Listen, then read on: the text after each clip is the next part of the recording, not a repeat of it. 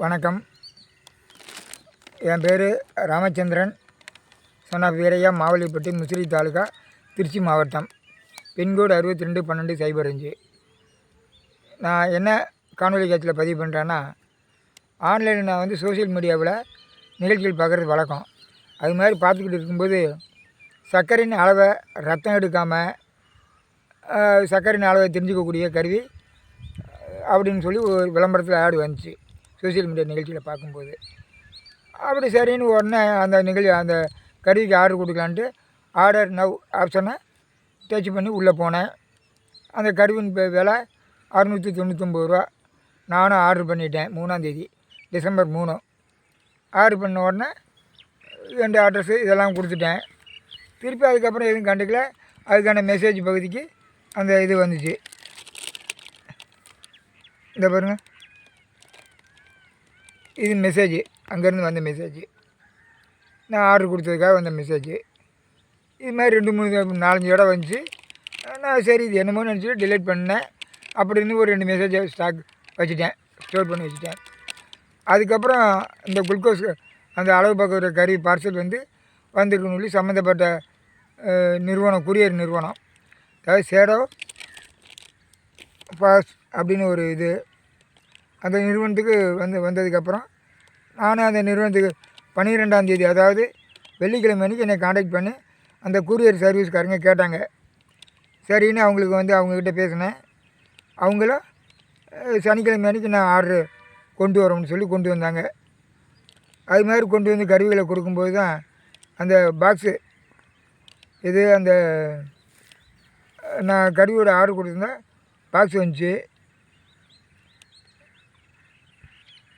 அப்படி பாக்ஸ் வரும்போது தான் இந்த பாருங்கள், அவங்களுடைய வாட்ஸ்அப் இது ஓடிபி ஏடிபி எல்லாமே வந்தது. அந்த சம்மந்தப்பட்ட பையன், அந்த கூரியர் நிறுவனம் பார்சல் சர்வீஸ் நடத்தின பையன் கொண்டு வந்து எனக்கு டெலிவரி பண்ண பையன் பேர் பிச்சை. அந்த பையன் ஆர்டர் கொடுக்கும்போது அந்த பையன் முன்னிலையிலேயே அந்த பார்சலை பிரித்து பார்க்கலாம், நீங்கள் நில்லுங்கன்னு சொன்னேன். அவர் நிற்க எனக்கு வேலை கிடக்குது அப்படின்னு அவசரமாக போயிட்டார். அதுக்கப்புறம் நான் அந்த கருவியை வீட்டில் உட்காந்து பிரித்து பார்த்தேன். இருந்தாலும் என்னுடைய உள்ளுணர்வு உறுத்துனதுனால சரி கொஞ்சம் வீடியோ எடுக்கலாமே சொல்லி எடுத்தேன். அப்படி எடுக்கும்போது தான் அந்த கறியை பிரித்து பார்க்கும்போது தான் தெரிஞ்சுது. அந்த பார்சலை பிரிக்கும்போது அந்த பார்சலில் எதுவுமே இல்லை, வெறும் பேப்பராக இருந்துச்சு. பாருங்கள், அந்த வீடியோ ஆன் பண்ணியிருக்கேன், பாருங்கள், அப்படியே கிளியராக தெரியுதா?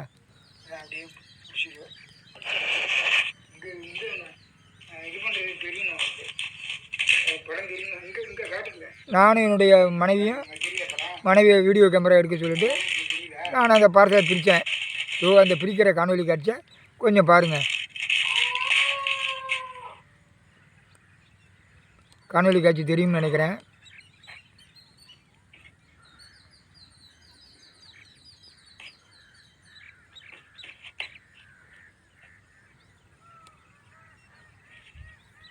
நான் மடியில் வச்சுட்டு அந்த பார்சலை பிரித்தேன்.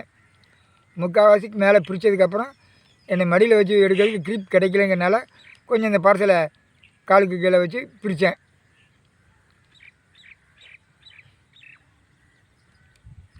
அப்படி பிரிக்கும்போது சின்ன சின்ன கட்டிங் பேப்பர்லாம் உள்ளே இருந்தது. சரி உள்ளே கருவி இருக்கும்னு ஆர்வமாக பார்சலை பிரித்து பார்த்தா உள்ளே வேப்பன சோப்பு.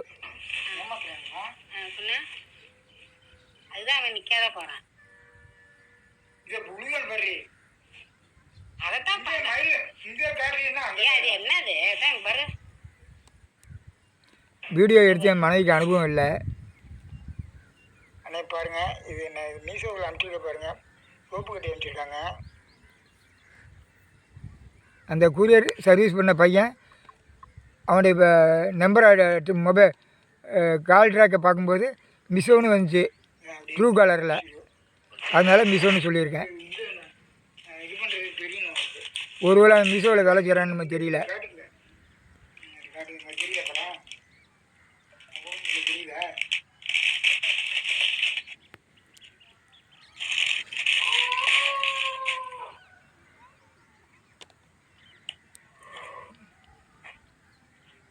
படம் முடிஞ்சிச்சா? படம் முடிஞ்சிச்சு முடிஞ்சிச்சு. இல்லை இங்கே ஆ கன்னியூ ஆகுமா? அது மாதிரி இருக்கும்போது தான் கடைசியில் நான் ஏமாந்தது தெரிஞ்சுது.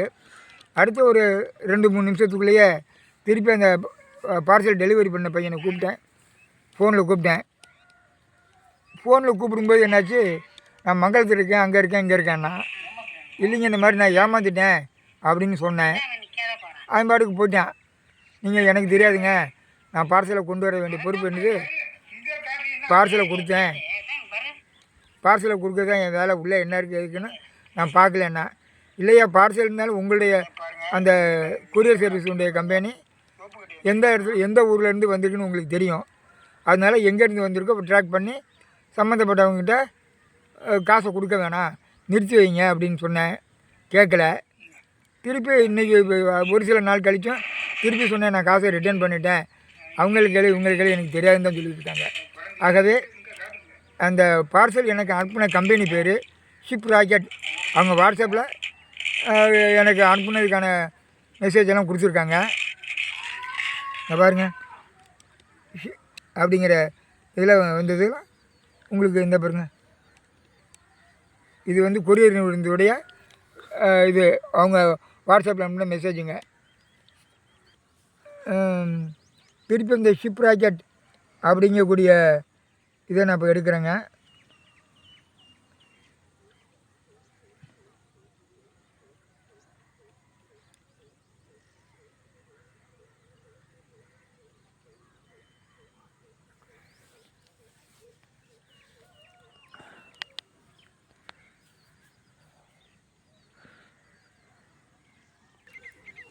இது அவங்களுடைய நிறுவனம். இது அவங்க அனுப்புனது வாட்ஸ்அப்பெல்லாம் மெசேஜ் அனுப்பிச்சிருக்காங்க. மற்ற எப்போதும் போல் இங்கே பாருங்கள், எப்போதும் போல் எல்லாம் கொடுத்தாங்க, மெசேஜ் எல்லாம் வந்துச்சு. ஆனால் இல்லை ரிட்டர்ன் பண்ணுற ஆப்ஷன் இல்லைன்னு நினைக்கிறேன். ஐயா பாருங்கள், இதாங்க அவங்க அனுப்புனதுக்கான ஆதாரம். இப்படி நான் மட்டும்தான் ஏமாந்துருக்கேனா, அல்லது இன்னும் இது மாதிரி இந்த கம்பெனி ஷிப் ராக்கெட் கம்பெனி போலியான பொருளை அனுப்பியிருக்கான்னு தெரியல. அந்த வந்த பார்சலில் தலகாணி மாதிரி இருந்துச்சு, அதில் ஒரு வேப்பன சோப்பு தான் இருந்துச்சு. அந்த வேப்பன சோப்பு விலை மிஞ்சி போனால் என்ன 3-4 ரூபா அல்லது 15 ரூபாக்குள்ளே தான் இருக்கும். ஆனால் நான் பணம் கட்டினதோ 700 ரூபா கட்டி வாங்கினேன். அதில் வேப்பன சோப்பு தான் இருந்துச்சு. இப்படி என்னை போல் எத்தனை பொதுமக்கள் எத்தனை பேர் ஏமாந்தாங்களோ தெரியல. இப்போ நான் சந்தேகப்படுறது என்னென்னா, இந்த பொருள் எங்கே மாறி இருக்குது, அவங்க உண்மையிலுமே அந்த சக்கரை அளவீடு கருவி தான் அனுப்புனாங்களா, அந்த கம்பெனிக்காரன் ஷிப் ராக்கெட்டுங்கிற கம்பெனிக்காரங்க அனுப்புனது உண்மையிலுமே கருவி தானா அப்படிங்கிறது தெரியல. அதே சமயத்தில் அவன் அனுப்பி ஒருவேளை கொரியர் நிறுவனம் அந்த இதை பாக்ஸ் எடுத்துக்கிட்டு அவங்க மாற்றினாங்களா, அதுவும் தெரியல. அப்படி இருக்கும்போது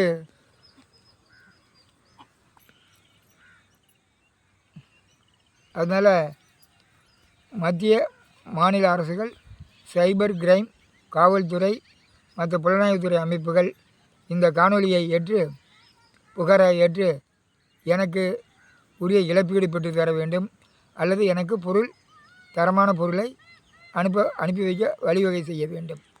சம்பந்தப்பட்ட என்னை ஏமாற்றிய கம்பெனியிடம் எனக்கு இழப்பீடு பெற்று தர சட்ட நடைமுறை